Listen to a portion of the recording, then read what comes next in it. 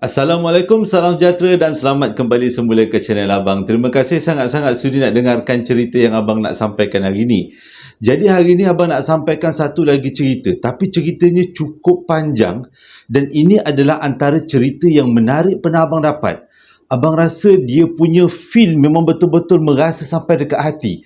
Walaupun email yang dihantar dekat Abang tu betul-betul panjang, bermuka-muka surat, tapi Abang baca sampai habis. Dan Abang rasa kalaulah makcik yang hantarkan cerita ni cerita semula dekat Abang ataupun cerita semula dekat dalam video mana-mana, dia boleh jadi YouTuber yang memang hebat. Cara dia cerita tu melalui email, Abang sendiri boleh terasa. Jadi hari ni Abang berusaha untuk sampaikan pengalaman, tapi bukan pengalaman dia, pengalaman mak dia. InsyaAllah Abang akan cuba sampaikan sebaiknya. Jadi sebelum kita mulakan cerita, marilah kita sama-sama berdoa kepada Allah Ta'ala. Semoga Allah panjangkan umur, murahkan rezeki, berikan kesihatan yang baik untuk kita semua dan permudahkan segala urusan kita dunia dan di akhirat. Dan semoga Allah memberikan syurga buat mak ayah kita. Jadi tanpa membuang masa lagi, Abang akan ceritakan satu pengalaman yang cukup luar biasa. Abang mulakan dengan A'udzubillahi minasyaitanirrajim. Bismillahirrahmanirrahim. Kisah ini disampaikan oleh seorang kakak kepada Abang, tapi disampaikan kepada Abang melalui email yang cukup panjang dan cukup menarik. Tapi cerita ni bukanlah cerita dia, kisah pengalaman emak dia sendiri. Tapi sebelum Abang mulakan cerita, Abang nak kita semua sedekahkan Al-Fatihah untuk makcik dalam cerita ni, sebab mak kepada Ila dah pun meninggal dunia lebih kurang 7 tahun yang lepas. Al-Fatihah. Tapi pengalaman makcik ni memang betul-betul cukup luar biasa. Ceritanya bermula, lokasinya terpaksa Abang rahsiakan sebab dia berkenaan dengan Santau. Kisahnya bermula pada tahun 1987. Pada waktu ni, si pencerita, Abang letakkan namanya sebagai Niza, perempuan. Jadi si pencerita Niza waktu 1987 dia berumur 10 tahun. Dia tinggal dekat satu kawasan estate. Mak dengan ayah dia bekerja sebagai penuri getah dekat estate tu. Dan mereka tinggal dalam satu kawasan kejiranan yang sangat bergotong royong dan bekerjasama dalam segala hal. Nak jadi cerita, pada satu hari, mak kepada Ila ni, dia selalunya pergi menoreh, menolong bapa dia pergi menoreh, menambah ekonomi keluarga. Jadi sebelum habis menoreh dalam satu bahagian, mak dia akan pulang lebih awal daripada ayah dia. Sebab ayah dia ada lagi kerja-kerja sambungan selepas tu. Jadi dia kata, pada satu hari berlaku satu peristiwa yang sangat di luar jangkaan. Bila mak dia balik, tujuannya untuk memasak, lauk-lauk yang mak dia beli sehari sebelum tu dah tak berapa nak baik. Semuanya dalam keadaan yang busuk, yang keadaan yang memang dah tak boleh nak digunakan lagi. Lupa Abang nak cerita. Keluarga ni selalunya berbelanja, beli barang-barang basah termasuk ikan ataupun sayur seminggu sekali. Sebabnya estate tempat tinggal diorang letaknya agak jauh daripada bandar. Jadi, hari mereka pergi keluar daripada kawasan estate untuk beli barang jatuhnya pada hari Jumaat. Itu jelah satu-satunya hari yang mereka digunakan untuk beli barang-barang. Jadi pada hari kejadian, barang yang digunakan, yang dibeli sudah pun mencapai seminggu. Dah lama. Dah boleh kata dah tak boleh nak guna lagi, dah rosak. Jadi sedih jugalah mak dia bila balik nak masak, tengok barang-barang yang masak untuk anak semuanya dah tak ada.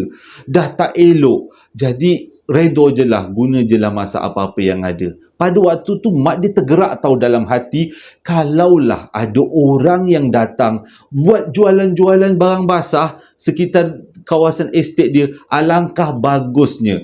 Tapi doa mak dia, Abang letak nama Makcik Ila, doa Makcik Ila betul-betul diperkenankan Allah Ta'ala. Itu adalah satu bentuk ujian sebenarnya. Bukan rahmat, tapi ujian. Pada hari keesokan harinya, pada waktu tu memang dah tak ada lauk dekat rumah. Mak dia pun baliklah daripada menoreh. Waktu dah balik daripada menoreh tu, fikirlah ni, macam mana ni anak nak masak ni, macam nak makan, lauk tak ada. Cuba juga cari sayur-sayur kampung daripada sekitar kebun, tapi tak jumpa. Dalam perjalanan nak balik ke rumah ni, dia berdoa lah, ya Allah Tuhanku, perkenankanlah. Mana tahu di sepanjang jalan terjumpalah orang yang jual sayur, jual ikan. Alangkah bagusnya. Jadi waktu sampai dekat rumah, tengah memikirkan ni, nak masak apa ni untuk anak-anak ni, untuk suami yang nak balik kejap lagi, tiba-tiba datang seorang lelaki. Seorang pakcik tua lebih kurang umur 50-an. Dia ketuk pintu, Assalamualaikum, dia kata. Jadi si makcik Ila ni pun buka lah, Waalaikumsalam. Ada apa pakcik? Pakcik ni jual sayur, jual ikan. Engkau nak beli? Dia kata. Jadi bila dengar macam tu, mak dia punyalah bersyukur ada orang datang berjual. Alhamdulillah, mak dia tak ada fikir panjang, terus beli ikan, terus beli sayur untuk hari itu. Dan mak dia sempat juga tanya dengan pakcik tu, pakcik bila datang lagi?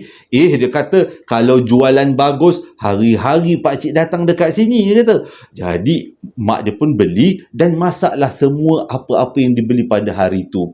Dia beli memang hanya cukup untuk hari itu, sebab duit memang cukup-cukup. Satunya, pakcik tu cakap nak datang tiap-tiap hari kan, jadi tak payahlah dia beli banyak-banyak. Esok kalau pakcik tu datang, dia beli lagi.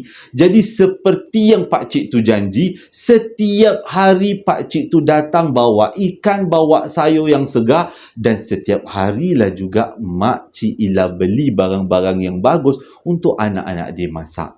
Tapi ada satu benda yang tak sedap tentang pakcik ni. Ada kalanya mereka semua tak ada duit nak beli. Sebabnya kadang-kadang getah turun harga, kadang-kadang hujan tak sempat nak menoreh. Jadi ada kalanya pakcik tu datang, makcik Ila beritahu yang dia tak ada duit pada hari itu. Pakcik tu cakap tak apa, boleh dah berhutang. Tak apa, bayar kemudian, bayar hujung bulan pun tak apa. Jadi bila dengar saranan macam tu, makcik Ila senang hatilah. Jadi ada masa-masanya makcik Ila akan berhutang dengan pakcik tu dan dia akan bayar bila dapat duit. Tapi bukan perangai, tapi yang berhutang ni menyebabkan benda buruk berlaku kemudiannya. Pada satu hari, dah seminggu hujan. Memang dah tak boleh nak menoreh lagi dah. Duit dah kering, beli lauk, beli segala macam. Akhirnya seperti yang diduga, pakcik tu datang. Dia bawa sayur, bawa ikan. Pada waktu tu, dia cakap dengan makcik Ila, suruh beli. Ni aku bawa sayur dengan ikan ni. Kau beli. Tapi makcik Ila cakap, dia dah tak seminggu menoreh. Suami dia pun sama. Dah tak ada duit lagi nak beli. Jangan risau, kau hutang dengan aku. Tapi makcik Ila cakap, dah banyak sangat hutang. Takut nanti tak boleh nak terbayar. Nak bayar tak boleh. Jadi pakcik tu kata, jangan risau. Aku ingat hutang-hutang kau. Seberapa banyak yang kau hutang, aku akan ingat. Bila ada duit nanti, bayarlah. Bila dengar macam tu, bersyukur sangat-sangat makcik Ila. Bila ada orang yang datang bagi bantuan waktu-waktu terdesak macam ni. Dia ambil lah beberapa barang. Tapi kali ni dia ambil banyak sikit. Sebabnya, dia takut kalau hujan makin lama makin teruk. Maksudnya dalam seminggu ke depan makin hujan, jadi pakcik tu tak datang lagi kan. Takut-takut jadi macam tu, anak-anak tak ada lauk, dia pun belilah agak banyak juga pada barang pada waktu tu. Tapi bayarannya tetap hutang. Esoknya, pakcik tu datang. Lauk ada lagi ni, masih ada lagi dalam simpanan. Jadi makcik Ila cakap, semalam saya dah beli, dah banyak saya beli. Dalam seminggu ke depan saya dah cukupkan lauk-lauk yang ada. Tak payahlah hari ni saya nak beli dengan pakcik, saya tak jadi nak beli dengan pakcik. Pada waktu tu pakcik tu marah betul. Marah yang teramat sangat. Dia kata, aku dah banyak bagi hutang dekat engkau, nak tak nak hari ni kau kena bayar, kau kena beli juga dan kau kena bayar juga semua hutang-hutang yang ada. Aku dah tak tahan dah engkau asyik berhutang. Orang lain boleh je bayar tapi engkau berhutang. Waktu tu makcik Ila panas hati. Engkau juga yang suruh berhutang. Lepas tu aku tak nak beli. Engkau paksa-paksa. Dah kau paksa-paksa, sekarang kau minta aku beli dan pada masa yang sama aku kena bayar semua hutang. Hati pada waktu tu dah mengamuk dah. Rasa sakit aja hati pada waktu tu. Lupa nak beritahu, makcik Ila pada waktu tu mengandung anak yang ke-6. Jadi, bila dah didesak-desak macam tu, makcik Ila pun naik suara. tapi masih lagi sopan. Dia cakap macam ni, "Pakcik, saya ni memang tak ada duit. Saya memang banyak hutang dengan pakcik. Tak apalah, inilah kali terakhir saya beli dengan pakcik. Besok pakcik datang, saya bayarlah semua duit hutang-hutang dengan pakcik. Dah, pakcik tak payah datang lagi. Saya tahulah cari lauk sendiri-sendiri. Saya tahulah memancing sendiri. Saya tahulah cari sayur dekat hutan. Apa yang sayur saya jumpa, saya makan je lah. Tak payahlah pakcik datang. Sebab pakcik dah ungkit-ungkit apa yang pakcik bagi." Pada waktu tu si pakcik ni bila dengar makcik Ila macam tu punya marah dengan keadaan mengandung perut besar, dia pun sentap barang-barang dia. "Kalau kau tak nak beli, dah," dia kata, "mulai hari ni aku takkan datang. Apa yang esok aku datang untuk kutip duit je. Aku takkan jual-jual barang lagi kat kau." Pakcik tu pun tolak basikal dia. Sebelum pakcik tu pergi, dia pandang kepada makcik Ila, mulutnya kumat kamit, dia ludah ke lantai 4 kali. Pada waktu tu, makcik Ila rasa macam, "Lantaklah kau nak ludah-ludah lah kan. Aku tak kisah. Yang penting aku tak nak berhutang lagi." Malamnya dia cerita dengan suami. Dia cakap dengan suami dia, begini-begini cerita hutang ada berapa. Banyak, dia kata lebih kurang pada waktu tu 1987, lebih kurang RM60 lah dia berhutang. Kalau kita macam tak banyak sangat kan, tapi pada tahun tu banyak RM67. Jadi suami dia kata, "Kita pun tak ada duit macam mana." Tapi memang nak jadi cerita lah, makcik Ila ni ada kawan baik tau. Nama kawan baik dia duduk lebih kurang dekat-dekat dengan rumah dia, Makcik Siti. Jadi makcik Ila berbincang dengan suami, apa kata kita pinjam dengan Siti, sebab Siti tu macam banyak duit, orang yang berduit, orang yang menyimpan duit. Jadi pada besok paginya, makcik Ila pergilah jumpa makcik Siti, cakaplah masalah dia apa yang berlaku. Jadi makcik Siti pun kata, "Tak apalah, dipinjamkan duit, nanti bila lapang-lapang kau bayarlah. Aku tengok engkau ni memang keluarganya susah teruk. Hidup kais pagi makan pagi. Kau tengok aku ni menyimpan banyak, gelang bergayung-gayung, emas bergayung-gayung. Jadi inilah aku bagi kau RM67. Kau bayarlah hutang pada orang tu. Nanti bila dapat duit kau bayar balik." Jadi dengan senang hati makcik Ila pun ambil duit dan dia pun tunggulah pakcik yang katanya datang untuk kutip hutang. Makcik Ila ingat pakcik tu dah tak datang lagi. Datang. Petang tu pakcik tu datang. Bila pakcik tu datang, dia terus tanya, "Mana duit aku?" Jadi makcik Ila minta maaf dengan apa yang berlaku. Sebabnya ternaik suara berkasar. Dia minta maaf dengan pakcik tu sebab dia tahulah pakcik tu dah tua kan, dah umur 80-70. Jadi dia bayarlah. Dia minta halal. Dia cakap baik-baik. Sebab yang saksikan ni, si anak yang cerita dekat abang ni, dia yang saksikan. Jadi mak dia pun bayar elok-elok. Pakcik tu pun memang masih lagi dekat dalam marah. Dia pun rampas duit tu, dia pun terus pergi daripada situ. Dan kat sinilah bermulanya cerita. Panjang mukadimahnya kan. Jadi sejak daripada tu, hubungan Makcik Ila dengan Mak Siti memang rapat. Nak jadi cerita, dua-dua pun mengandung. Rapat, apa-apa masalah dikongsi, apa-apa cerita dikongsi. Sambil-sambil bertukar makanan, bertukar juadah setiap kali. Petang kalau buat cokodok pun bagi dekat Makcik Siti. Makcik Siti pun balaslah pula dengan cokodok pisang. Macam itulah, harmonilah hidupnya. Ceritanya bermula bila kedua-dua mereka ini lahirkan anak. Makcik Siti, bukan Makcik Siti, Makcik Ila ada darah keturunan India. Suami dia pula orang Melayu. Jadi anak yang lahir kebanyakannya cantik-cantik. Makcik Siti memang tak ada darah campur. Jadi anak yang lahir memang rupa-rupa Melayu lah. Jadi disebabkan anak yang lahir tu serentak, orang estate yang datang untuk melawat kedua-dua keluarga ni selalu banding-bandingkan. Siti, anak kau tak cantik. Kau cuba tengok anak Ila tu. Matanya besar, bulu matanya lebat, rambutnya lebat. Benda tu walaupun nampak kecil, tapi hubungan Makcik Siti dengan Makcik Ila renggang. Padahal Makcik Ila cakap dia tak kisah pun anak dia macam mana pun bentuknya. Tak ada masalah pun. Tapi setiap kali dia datang rumah Makcik Siti tarik muka, tutup pintu, menjerit-jerit, halau-halau. Mula-mula Makcik Siti cakap mungkin ini sementara je. Bukanlah selama-lamanya. Sementara je. Tak ada masalah pun kalau dia nak bersentap-sentap muka. Yang penting dia tetap nak kawan dengan Makcik Siti. Tapi Makcik Siti makin hari makin tak senang duduk, makin hari makin macam-macam dimaki-makinya. Dia buat cerita seluruh kampung tentang Makcik Ila. Dia kata Makcik Ila begini begitu. Tapi Makcik Ila tak ambil hati. Nak jadi cerita juga, sejak daripada peristiwa tu, Makcik Siti selalu marah-marah anak dia kalau anak dia datang rumah Makcik Ila. Yang paling Makcik Ila tak suka ialah, aku datang rumah si Ila tu, dia santaunya kau nanti kembung perut sorang-sorang.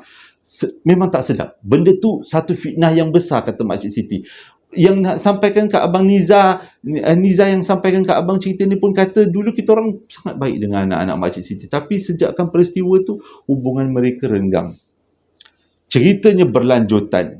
Pada satu hari kalau tak silap Babang, Mak Siti buat cekodok. Dan cekodok Mak Siti pula.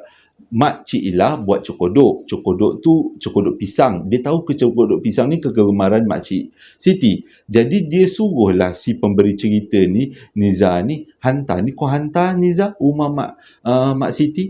Dia suka cekodok pisang ni. Jadi yang si Niza ni, dia tak fikir panjang. Dia pun ambil bekas yang mak dia bagi. Dia pun nong jalan ke rumah Mak Siti. Sampai dekat rumah Mak Siti, daripada jauh dia nampak Mak Siti tengah berborak-borak dengan pakcik penjual sayur. Dah lama dah dia tak nampak pakcik penjual sayur tu. Tapi kali ni dia nampak pakcik penjual sayur dekat rumah Mak Siti. Dia diam je lah. Dia pun jalan bawa makanan. Bila dia dah dekat tu, barulah mereka dua perasan yang si Niza ni datang. Jadi, bila Niza ni datang, dah dekat, barulah pakcik penjual sayur tu pergi daripada situ. Mak Siti terus tanya, kau datang buat apa kat rumah aku? Gitu. Jadi, ni mak bagi cekodok ni Dia terus datang, dia rampas pinggan tu yang berisi cekodok tu, dia masuk dalam rumah. Dia masuk dalam rumah, lepas tu dia keluar. Selalunya kalau dia ambil pinggan, dia mesti pulangkan dengan sesuatu lah, adat kan. Kalau orang bagi cekodok, kita pulangkanlah dengan kuih-kuih. Ni tak ada, dia pulang pinggan kosong. Dengan pinggan kosong tu lah Niza balik ke rumah dia. Jadi mak dia tanya, dah bagi pada Makcik Siti? Dah mak, tapi Makcik Siti tu macam marah-marah je. Tapi masalahnya Niza pada waktu tu lupa nak beritahu yang dia nampak pakcik penjual sayur, sebab dia rasa macam tak penting pun nak beritahu. Selang beberapa lama, lebih kurang 2-3 hari lepas tu, adik Niza yang baru lahir tu sakit. Menangis siang malam menangis tak berhenti. Dia berhentinya bila? Waktu nak tidur. Janganlah cakap dengan abang dia jadi Ahmad Albab pula, tak ada kaitan pun dengan Ahmad Albab. Tapi dia menangis tak berhenti. Sadar aja nangis. Dia berhenti waktu dia tidur je. Itulah diulangnya dalam masa seminggu. Dan yang paling pelik, waktu minum susu, adik dia akan berhenti menangis dan minum susu dengan sangat banyak. Satu hari boleh habis 1 tin susu tepung. Sampaikan diorang terpaksa beli berten-ten susu tepung hanya untuk bagi pada anak. Mak dia sebenarnya bagi adik dia yang bongsu ni minum susu badan. Sampai kering susu badan mak dia, ganti dengan susu tepung pun habis juga. Tapi yang pelik ni, adik dia semakin hari semakin kurus. Dah macam tengkorak. Nangis tetap, minum susu banyak tetap, tidur pula tetap. Itu je aktiviti yang adik dia buat. Keadaan adik dia memang sangat teruk pada waktu tu, sampaikan mak bapak dia jadi risau dan bercadang untuk bawa adik dia pergi hospital. Waktu nak bawa adik dia ke hospital, tengah bersiap-siap, entah macam mana, si Niza tengah main dengan kawan-kawan dia dekat depan rumah. Melintaslah Makcik Siti. Makcik Siti cakap apa? Aku dengar adik kau sakit. Betul ke? Dia kata, betul makcik. Dia kata, sakit tapi minum susunya banyak. Hihihihi. Dia gelak. Masa tu Niza tak faham kenapa makcik tu gelak. Jadi dia tanya, kenapa makcik? Macam ni lah. Makcik ni pandai mengubat-ubat. Kau datang rumah makcik, bawa air. Nanti makcik ubat-ubatkan. Jadi bila dengar macam tu, Niza rasa macam okeylah, ada orang nak tolong keluarga dia. Dia pun masuk dalam rumah, dia cakap dengan mak dia, Makcik Siti pesan maghrib nanti datang bawa air putih. Dia pandai menjampi-jampi. Makcik Ila pada waktu tu yang memang tengah sugul, bila dengar kawan baik dia yang kononnya kawan baik tu nak tolong, bersyukur gila-gila. Jadi dia pun kata macam ni, mak kejap lagi nak pergi hospital, lebih kurang pukul 2 petang nak pergi hospital. Engkau ambil air putih yang mak dah sediakan atas meja, Malam lepas maghrib kau pergi rumah Makcik Siti. Makcik Siti nak tolong kita tu, Alhamdulillah dia nak tolong. Jadi tanpa berfikir panjang, lepas mak dia pergi hospital untuk hantar adik dia, untuk check up adik dia, ubat apa yang perlu, yang si Niza ni bawalah air jampi tu, pergilah ke rumah, bukan lepas maghrib, lepas asar. Lepas asar pergi rumah Makcik Siti. Letaklah. Lepas tu beritahu dekat Makcik Siti, ni air yang mak bagi. Makcik Siti gelak-gelak dia pun macam pelik juga. Jadi dia kata, macam ni Niza, maghrib nanti kau datang ambil. Jadi Niza pun baliklah. Daripada asar tu nak tunggu ke maghrib tu, dia duduklah main-main dengan kakak, dengan adik-beradik dia yang lain. Jadi bila dah maghrib tu, mak dia tak balik-balik juga. Agaknya adik dia kritikal sangat. Jadi Niza ni pun pergilah sendiri rumah Makcik Siti. Sampai dekat rumah Makcik Siti nampak pakcik penjual sayur. Dan dia nampak pakcik penjual sayur tu bagi botol air pada Makcik Siti. Dan bila Niza sampai dekat dengan diorang, pakcik penjual sayur tu pergi dalam keadaan gelap-gelap malam tu. Dan Makcik Siti pun datang ke arah Niza, dihulurkan. Ni air ni. Ni air ni air jampi. Aku dah balut dengan kain kuning. Engkau bagi adik engkau minum, mak bapak kau minum. Jangan ada seorang pun ahli keluarga kau yang tertinggal. Semua kena minum. Oh ya ke? Dia ni pun dengan bodoh-bodohnya terus ambil budak umur 10 tahun, dia terus suruh balik rumah, letak atas meja. Dan itulah permulaannya.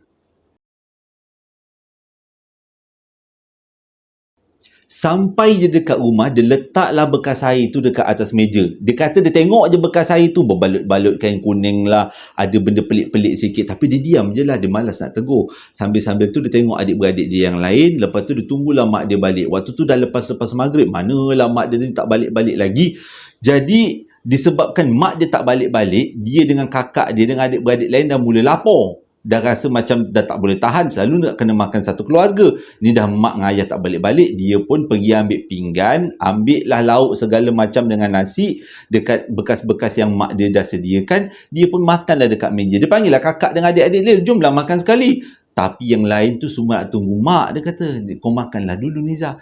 Jadi Niza ni yang makanlah, umur 10 tahun kan dah lapar, makanlah. Dia makan. Waktu dia tengah makan tu, dekat depan dia ni ada botol air kuning tadi. Jadi dia pun dah makan dah banyak, dah rasa macam dah tekak tu dah kering. Dia pun dengan selambanya ambil cawan, dia buka air yang ada dekat depan dia yang Mak Siti bagi tu. Dia buka, dia tuang, dia pun minum. Lepas tu sambung makan lagi. Dah habis makan, dia rasa mata dia ngantuk sangat. Dia pun pergilah dekat katil, dia pun baring. Pada waktu tu dia kata dia tak tidur. Baring-baring, terkebil-kebil. Sambil dia tengok-tengok apa yang berlaku. Tiba-tiba dia dengar pintu rumahnya dia ketuk. Dia tahulah mak dia dah balik. Jadi nak juga bangun sambut mak ayah. Nak tanya macam mana keadaan adik. Sebab sebelum pergi tu adik dia memang dah teruk sangat. Macam tengkorak dah. Jadi waktu dia nak bangun ni, baru dia perasan satu benda yang tak kena. Satu badan dia tak boleh bergerak. Dia cuba gerakkan kaki. Ibu jari kaki pun dia tak boleh gerakkan. Pada waktu tu dah terdiam. Dia nak panggil mak dia, tapi tak keluar suara. Kenapa pula dah macam ni? Tapi mak dia tahu apa yang berlaku. Mak dia berlari ke dalam bilik dan mak dia duduk dekat tepi Niza. Mak dia tampar-tampar muka sampai mak dia baca surah-surah, mak dia baca zikir. Tapi waktu tu Niza kata dia tengok aje mak dia. Kenapa mak dia baca? Padahal dia tak jadi apa-apa. Dia tegak aje duduk baring kat katil tu. Tapi mak dia dengan menangis-nangis, mak dia baca macam-macam bacaan. Dan pada waktu tu, dia dengar apa nak mak dia baca dan dia cuba gerakkan badan, tapi satu badan tak boleh gerak. Dan selang beberapa minit dengan menangis-nangis, dengan bapak dia baca, bapak dia azan, mak dia angkat dia dan berlari bawa ke ruang tamu. Sampai dekat ruang tamu, kipas dibuka. Waktu tu Niza tak faham kenapa mak dia buat macam tu. Dia cuma tak boleh gerak, tapi kenapa mak dia nangis. Dia tengok je apa yang berlaku, tengok je apa yang mak dia buat. Mak dia buat macam-macam, baca zikir-zikir. Yang paling diingat, mak dia bisikkan kat telinga dia, Allahu Akbar, Allahu Akbar. Itu je mak dia ulang-ulang. Tiba-tiba dia rasa satu badan dia dah boleh bergerak. Tiba-tiba dia rasa satu badan dia ringan. Dia terus bergerak, dia terus bangun. Bila dia terus bangun, mak dia terus peluk dia, mak dia pegang muka dia. Di waktu tu bela. Mak dia tertanyalah kepada dia, mak kenapa mak pegang saya, kenapa dengan saya ni? Mak dia kata, kau okey tak ni? Kau okey tak ni, Nizam? Dengan nangis-nangis mak dia ni. Okey je. Tadi cuma tak boleh bergerak badan. Waktu tu, semua adik-beradik dia yang lain duduk jauh dekat sudut rumah. Tak berani nak dekat. Waktu tu dia diam je lah. Dia mungkin adik-beradik dia terkejut kot. Tengok dia tiba-tiba tak boleh bergerak. Dia ingat macam tu. Jadi, dia tanya dengan mak dia, kenapa semua orang jauh daripada dia? Kenapa mak nangis? Kenapa ayah muka pucat? Mak dia kata, tadi bila mak balik, mak dengar engkau menjerit sekuat-kuatnya dekat dalam bilik. Waktu tu Nizam pelik. Sebab dia tak menjerit. Dia rasa dia diam je baring kat katil tu. Dia kata, engkau menjerit kuat-kuat. Engkau kata, oh, kau macam merapu-rapu. Cakap yang bukan-bukan sambil menjerit-jerit.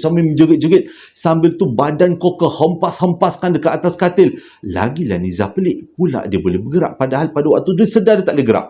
Jadi dia kata, bila tiba-tiba lepas kau hempas-hempas badan, bila mak baca zikir, engkau makin menjerit dan kau jerit, panas, diamlah kau perempuan, panas. Itu pasal lah mak dia angkat dia, bawa dia ke ruang tamu. Sebab buka kipas, sebab dekat ruang tamu ada kipas yang besar.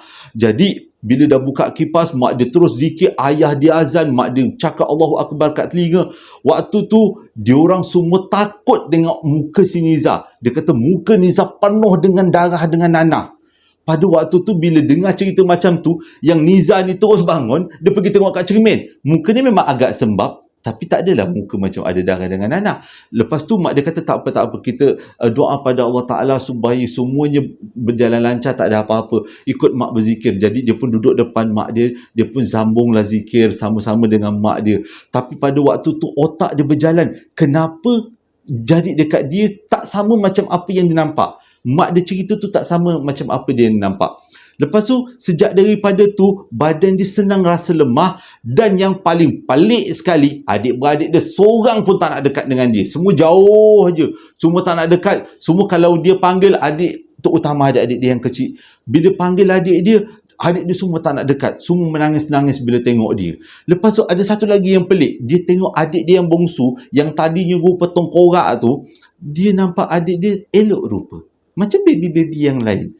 Tapi bila dia tak cakap dengan mak dia, mak, Alhamdulillah, mak, adik dah baik. Mak dia pandang muka dia. Kita doalah sama-sama. Waktu tu dia kata, kenapa mak dia cakap macam tu? Tak, adik kau belum baik lagi, masih lagi perlu berubat. Tapi pada waktu tu dia tengok adik dia betul-betul keadaannya sihat walafiat. Cuma, dia nak pergi sekolah. Dia rasa macam dia dah nak pergi sekolah sebab dia dah rasa dah mula sihat, sebab dah lama sangat dia cuti. Dah seminggu dia tak pergi sekolah. Tapi mak dengan bapak dia tak kasih. Dia kata, mak bapak dia cakap dia tak boleh pergi sekolah sebab muka dia bengkak. Tapi bila dia tanya dengan kakak dia, muka kau tak bengkak Nizam, muka kau keluar darah, keluar nanah. Dia tengok cermin, tak ada apa. Muka dia elok je. Kenapa keluarga dia nampak dia lain? Tapi bila dia sendiri tengok kat cermin, muka dia lain. Kita bersambung. Panjang sangat video ni.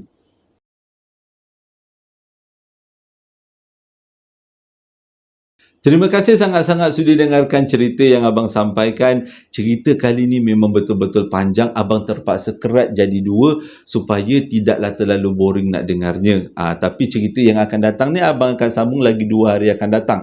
Cerita ni memang betul-betul luar biasa. Abang suka cerita ni. Jadi ada beberapa pesanan untuk abang sampaikan. Selamat hari jadi dan juga selamat pengantin baru. Happy anniversary. Belum sempat abang nak sampaikan. Nanti abang sampaikan pada masa akan datang. Minta maaf pada semua yang memberi ucapan sebab kali ni abang sebenarnya terlupa nak tulis.